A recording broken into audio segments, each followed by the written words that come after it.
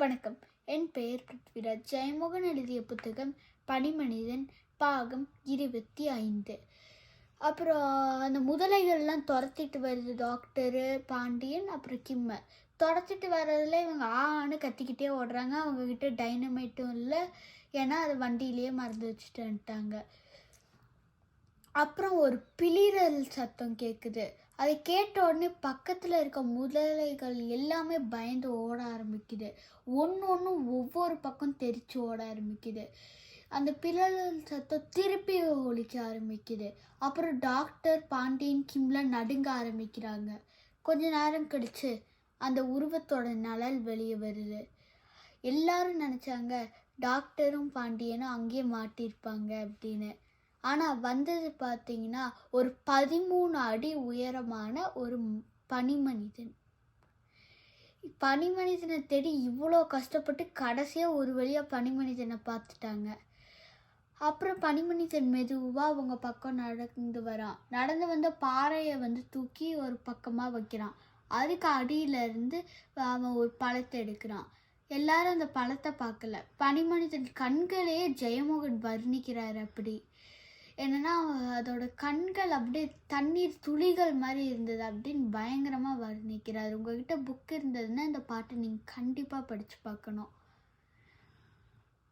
அப்படி ஜெயமோகன் வர்ணிச்சதுக்கு அடுத்தது பனிமனிதன் ஒரு பழத்தை எடுக்கிறான். ஒரு வெளியே எடுத்து சாப்பிடுங்க. அது எப்படின்னா பனிமனிதன் அந்த பழத்தை இப்படின்னு சுட்டி காட்டி அப்புறம் வாயை சுற்றி காட்டுறான். டாக்டருக்கு புரியுது இதை நம்மளை சாப்பிட சொல்லுது பனிமனிதன் அப்படின்னு.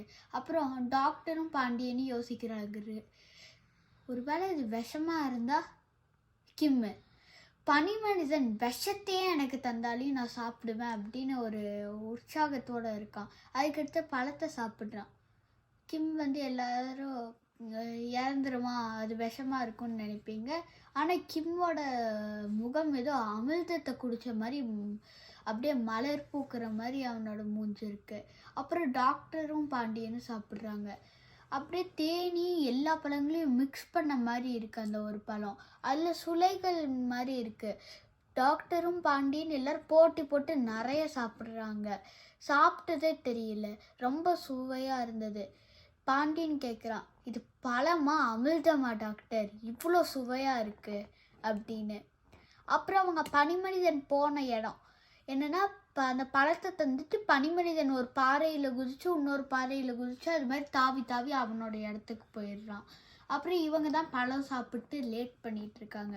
டாக்டர் பனிமனிதனை கண்டுபிடிக்க போகலாம் வாங்க அப்படின்னு டாக்டர் எல்லாரையும் கூப்பிட்டு போகிறாரு. யார்? பாண்டியன் கூட்டிகிட்டு போன உடனே அவங்க அந்த பாறையில் பனிமனிதன் மாதிரியே குதிச்சு போகிறாங்க.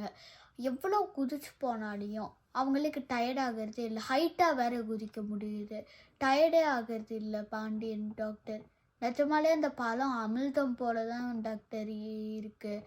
அந்த அமிர்தத்தை சாப்பிட்டதுனால தான் நம்மளால இவ்வளோ ஹைட்ரேட்டடாக இருக்க முடியுதுன்னு நினைக்கிறேன் அப்படின்னு சொல்கிறாங்க.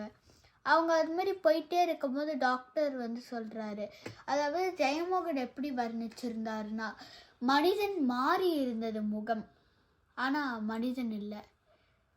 வாயில் உதடே இல்லை, மனிதர்கள் மாதிரி குரங்கு மாதிரி இருந்தது உதடு.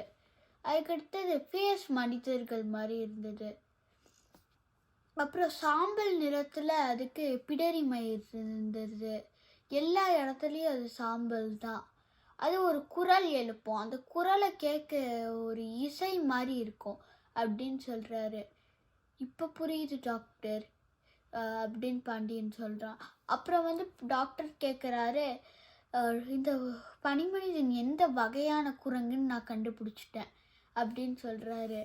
என்ன வகை அப்படின்னு பாண்டியன் கேட்குற, இராம பித்தாக்கஸ் அப்படின்னு சொல்கிறாரு டாக்டர். இதோட சஸ்பென்ஸாக இந்த சீன் முடியுது.